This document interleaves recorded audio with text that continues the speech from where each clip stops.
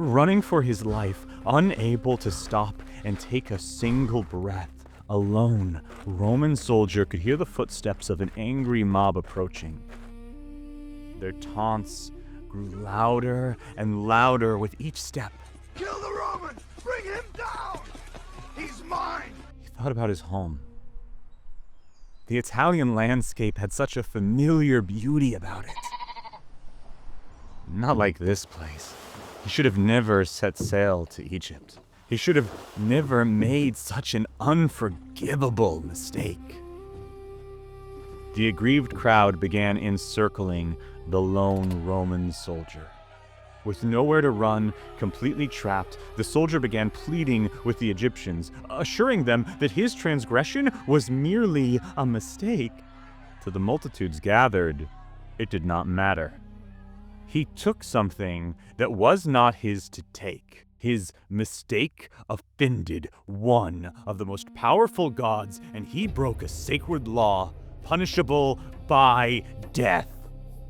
Fearing the soldier's demise could damage relations between Egypt and Rome, the pharaoh sent his own guards to rescue the beleaguered Roman. The guards attempted to surround the soldier and announced that the pharaoh had pardoned the man for his crime. By the word of the pharaoh himself, the Roman is pardoned. However, the crowd was unmoved. They pushed aside the guards because some crimes were so hideous, not even the pharaoh himself could just wave them away. With intense fury, they descended upon the Roman and executed the man for his vile actions. In their eyes, this was a fitting punishment, because this soldier had taken the life of a cat. So admittedly, my opening is a bit dramatic. However, it's from a real account, dating back to the Ptolemaic dynasty, Egypt's final dynasty. During this time, killing a cat, even by accident, was punishable by death, and a Roman soldier paid that price. Clearly, cats weren't just pets. They held some special place in Egyptian society. But what made these furry companions so important? Back in my day, cats were respected. The human who kidnapped me from my family and calls herself Mommy carries me around in her purse. Oh my gods. And did Egyptians truly worship cats? Or is that just some modern myth? I see no god up here other than me. Before we dive in, let's set the scene. The timeline we're exploring is incredibly long, stretching from around 3150 BCE, when Egypt was first unified, to 30 BCE, when the last pharaoh, Caesarion, the son of Cleopatra, was dethroned by the Romans. Most everyone has heard of Cleopatra. She is by far one of the most famous pharaohs to ever rule. What a lot of people don't know is that she lived closer to the construction of the iPhone and the moon landing That's one small step for man. than she did to the construction of the Pyramid of Giza. So it would be ridiculous to assume that no cultural shifts happened during this enormous span of time. Early on, cats would have likely lived outside of Egyptian homes, but they played a vital role for farmers along the Nile River. As the Carnegie Museum of Natural History explains, Cats hunted the rodents that threatened to devour Egyptian grain and spread deadly diseases. Cats also hunted animals dangerous to humans like snakes and scorpions. the Egyptians realized something. Cats were useful creatures and fearless fighters. Oh my god, a cucumber. Around 1950 BCE, someone painted a cat on the back wall of a limestone tomb some 250 kilometers south of Cairo. Historians took this as evidence that the ancient Egyptians were the first to domesticate the feline. That is, until 2004.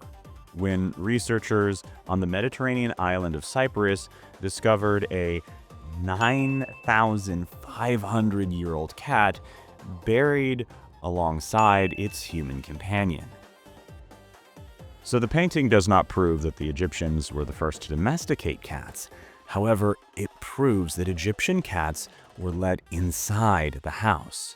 Do they still worship us, child? Well, I in a box and they clean it. Good, good. So let's return to our original question. Did the Egyptians worship cats? We can see that cats were very important to the Egyptians, yet there isn't really evidence that they worshipped the felines. They admired them and worshipped cat-like deities, the most famous of which was Bastet. So who was Bastet? And why was this feline deity depicted as a cat? Bastet was one of the most predominant gods in the Egyptian pantheon. Egypt was a polytheistic society worshipping many gods, yet she was seen as one of the more significant deities. She was the goddess of cats, of course, but also the goddess of home, fertility, childbirth, and women's secrets. Additionally, she was also the daughter of the sun god Ra. Bastet was credited for protecting both women and children from disease, as well as guiding the dead to their afterlife, although that was not her primary responsibility. It's worth mentioning that cats were not the only felines roaming around the Nile. In early depictions, Bastet is portrayed not as a cat, but as a fearsome lioness. The Egyptians feared and respected lions for obvious reasons. So Bastet was seen as an intimidating goddess, capable of clawing and hunting down her enemies.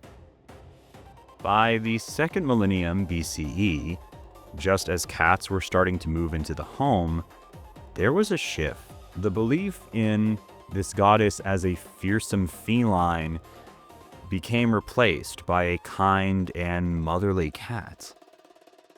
It is possible that domestic cats may have shifted human perceptions of one of the most predominant deities in Egyptian society.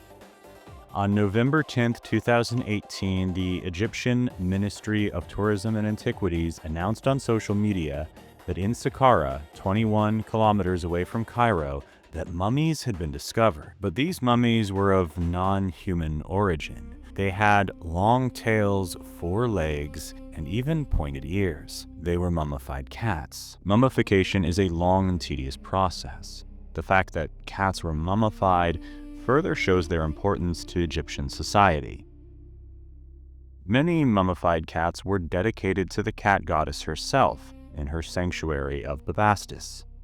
Cat mummies had become valuable and had even led to an industry in which cats were bred for the purpose of being mummified. To quote the BBC, "The priest would sacrifice the animal for you, mummify it, and then place it in a catacomb in your name. So this was a way of obtaining good standing." That is messed up! Kids these days not wanting to get sacrificed. Your generation is so entitled. Today, we may view this practice as appalling and contradictory to what we learned earlier, what with a whole execution being held for a Roman soldier who killed a cat. But the Egyptians would not have seen this as murder. They viewed it as sending the cats to a better place. When the Ptolemaic dynasty was removed from power in 30 BCE, Egyptians still regarded the cats as deeply important to their culture and their deities. However, the predominance of cats would fade with the rise of Christianity and later Islam. The Egyptians were not the only ones to link cats to their gods. Throughout different cultures and places, cats were seen as having a spiritual connection. In the Norse pantheon, the goddess Freya rode a chariot pulled by cats. And in Greek myth, Hecate was associated with cats, particularly black cats. Despite increased secularization, paganism is on the rise, with religions such as Wicca, heathenry, and Kemetism, the old Egyptian religion, making somewhat of a comeback. As older deities are on the rise, will humans once again see the link between cats and the spiritual realm? Will they take on a new form of religious significance? Or perhaps, through social media, these little celebrities already have.